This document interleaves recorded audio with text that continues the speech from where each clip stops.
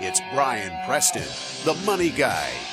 And let's kind of jump into a few of these things that are outside of our control so we can also keep that positive mindset. So now when we get drawn in, because I think there's also, and we'd be remiss if we didn't bring this up, there's an emotionality to the fight or flight versus, if you're positive, that's just not the way we were designed. There's a lot of parts of us for survival purposes. We remember negative stuff. We remember pain much more than we do positive. So there's a lot of things that are pushing us to focus on the negative or the things that we will remember, whereas that's not actually where success lives. So let's kind of jump into some of this, Bo. And the first one is policy and media. Yeah, we think when it comes to the things that you can't control, there are sort of three broad categories we can label these in. The first one, Brian, you just said, that's exactly right, is policy and media. What do we mean when we talk about the things that you can't control and specifically how it affects your portfolio, your finances? Well, elections are really an example. We do not get to control the outcome of elections. Now, we get to vote and we get to participate, but just because we want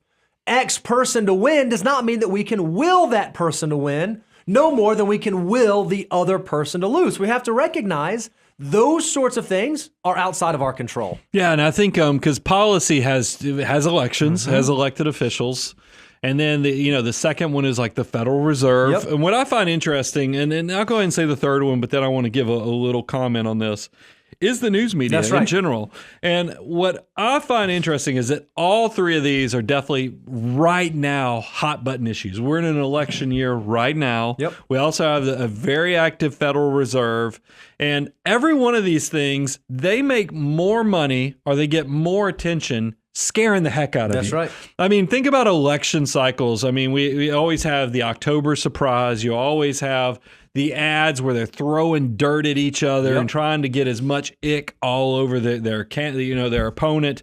And then the news media, very rarely is it positive. Yep. I mean, because they know the human nature is we're going to remember the negative stuff, the eyeballs, the ears, the attention is going to focus so they can get more clicks, get more ad sales, is going to be there if they scare you. And that's the same thing with votes. They're going to get your vote if they scare you.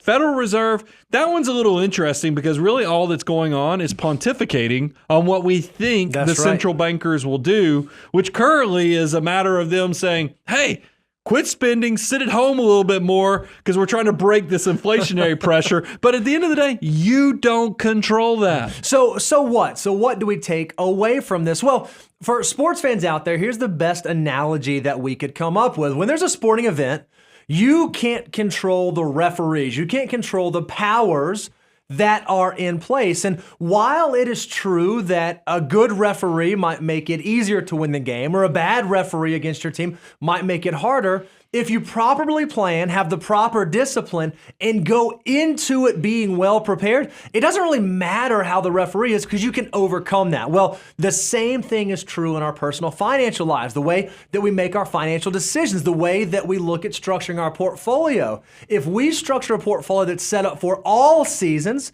we can make sure that we can weather storms like inflation or deflation or bear markets or bull markets as those things are impacted by these things that we can't control. Yeah, I think that's a great way of putting it, is if you have an all-season plan for the future, you can offset all these things that are trying to do us whisper in your ear and really break that optimistic mentality.